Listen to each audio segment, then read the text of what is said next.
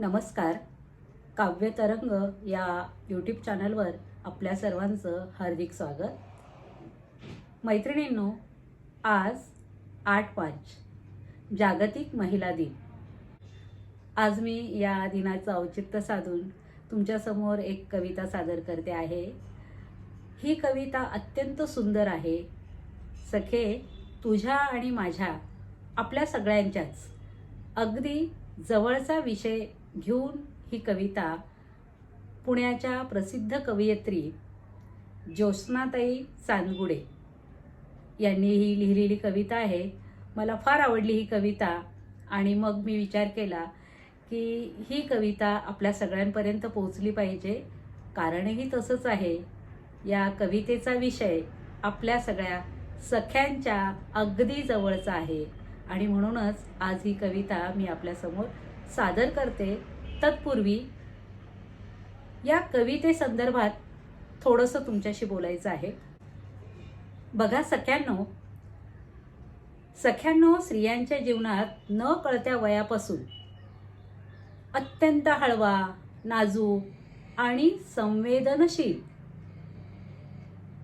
पण नको नकोसा वाटणारा आणि तरी देखील आपल्या जीवनाचा अविभाज्य काळ म्हणजे मासिक पाळीचा काळ. नको असलेले ते 4 दिवस नकोच ग बाई, असं आपण म्हणत असतो. अगदी सगळेजणी म्हणत असतो. खरं तर जगाच्या पाठीवर अशी एकही स्त्री आपल्याला दिसणार नाही की जिने या 4 दिवसांचा हसत हसत स्वीकार केलेला आहे. कारणही तसंच आहे.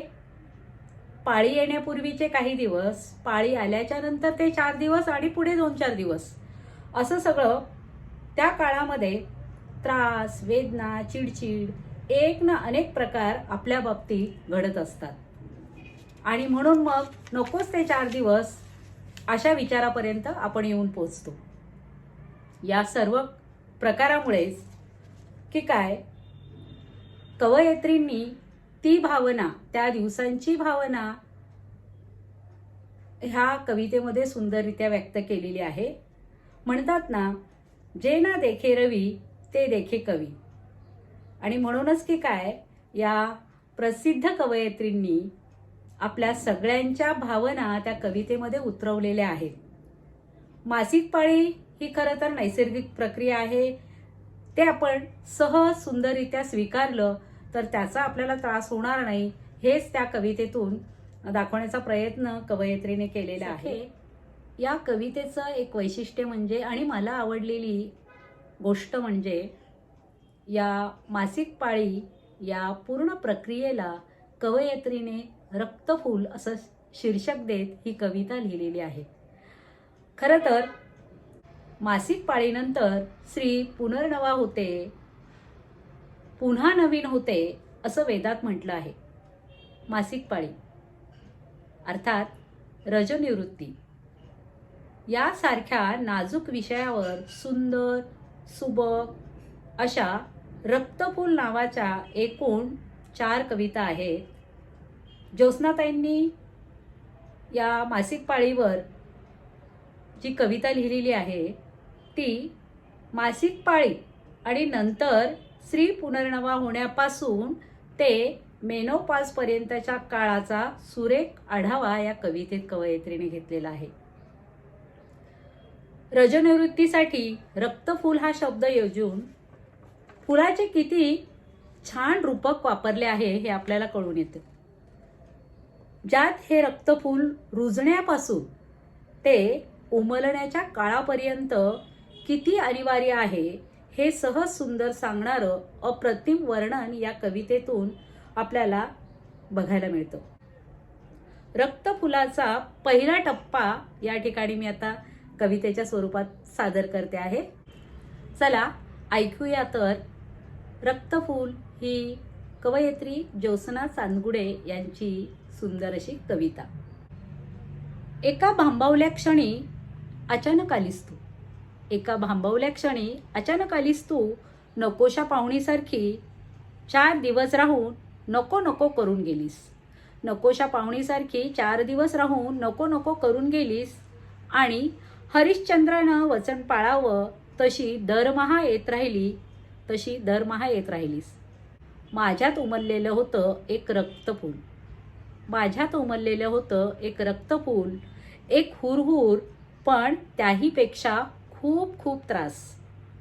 हीच प्रतिमा उमटली तुझ्या येण्याची, हीच प्रतिमा उमटली तुझ्या येण्याची. वयाच्या अवघ्या 13व्या वर्षीच गाठलंस तू मला, वयाच्या अवघ्या 13व्या वर्षीच गाठलंस तू मला. आणि नको नको ते 4 दिवस म्हणत असतानाही, आणि नको नको ते 4 दिवस म्हणत असतानाही येतच राहिलीस मोठ्या हट्टानं, येतच राहिलीस मोठ्या हट्टानं दरमहा भाडं घ्यायला आलेल्या घरमालकिणीच्या तोऱ्यात, दरमहा भाडं घ्यायला आलेल्या घरमालकिणीच्या तोऱ्यात. आणि मीही देत राहिले जीवनरस भाडं चुकवल्यासारखी, आणि मीही देत राहिले जीवनरस भाडं चुकवल्यासारखी. किती हतबल, किती हतबल आणि अगतिक करतेस ग, किती हतबल आणि अगतिक करतेस ग. चरकातून काढलेल्या उसाच्या चिपाडासारखी, चरकातून काढलेल्या उसाच्या चिपाडासारखी त्या 4 दिवसात. प्रार्थना करते ग, प्रार्थना करते ग, पुन्हा उमलून येऊ नकोस बाई, प्रार्थना करते ग, पुन्हा उमलून येऊ नकोस बाई. पुढच्या काही ओळी बघा किती छान आहेत. रक्तफूल एकदा उमललं ते काय, मी पुन्हा पुन्हा उमलतच राहिलं माझ्या मनाविरुद्ध.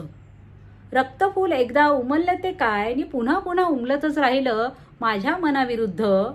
आता मीही सराईत, आता मीही सराईत स्वीकारलंच मग तुला सखी म्हणून, आता मीही सराईत स्वीकारलंच तुला सखी म्हणून.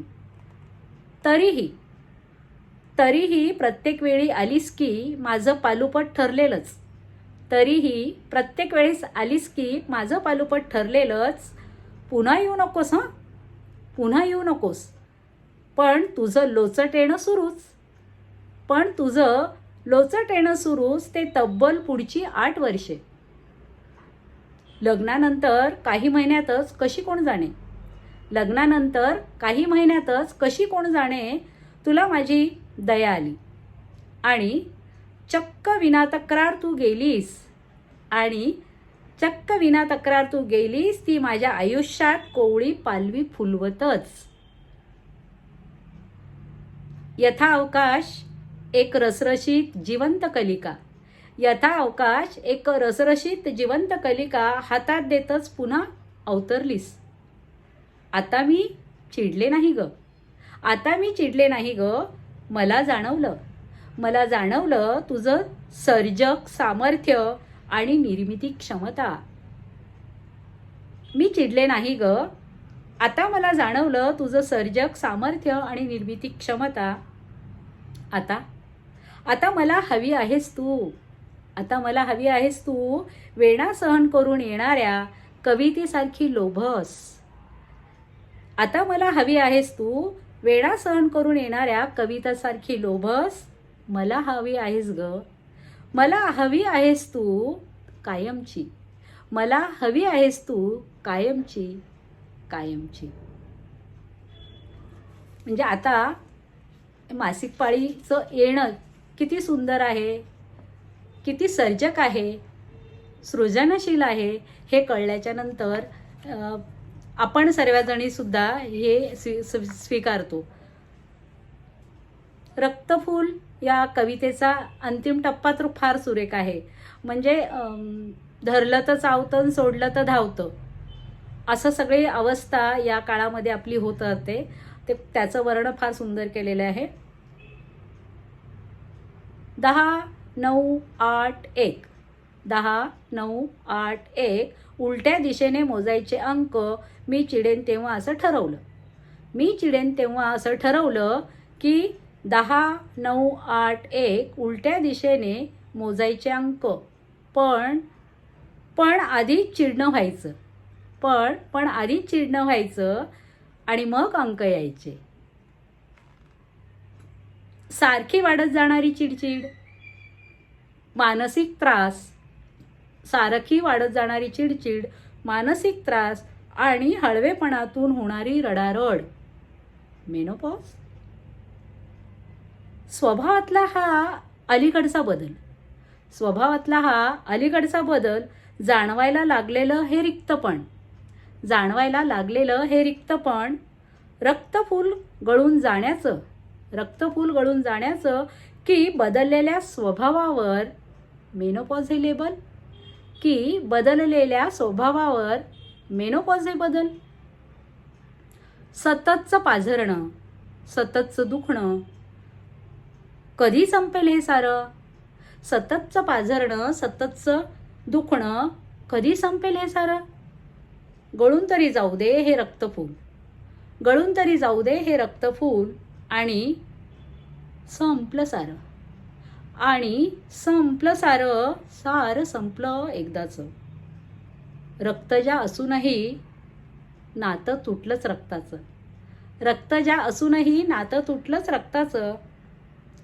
मला आता ही हुरहुर कसली? मग आता ही हुरहुर कसली? मग आता ही हुरहुर कसली? सृजनशीलता संपली की निर्मिती क्षमता. सृजनशीलता संपली की निर्मिती क्षमता. तनामनाचा एक कोपरा. तनामनाचा एक कोपरा झाला सुनसुना. तनामनाचा एक कोपरा झाला सुनसुना तुझ्या विना. अगं नव्या घराचं गोकुळ फुलवायचं आहे ना तुला. अगं नव्या घराचं गोकुळ फुलवायचं आहे ना तुला. म्हणूनच गळून पडणाऱ्या रक्तफुला. म्हणूनच गळून पडणाऱ्या रक्तफुला.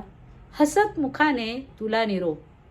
हसत मुखाने तुला निरोप. म्हणूनच गळून पडणाऱ्या रक्तफुला. हसत मुखाने तुला निरोप. Sayonara, sayonara, sayonara. धन्यवाद.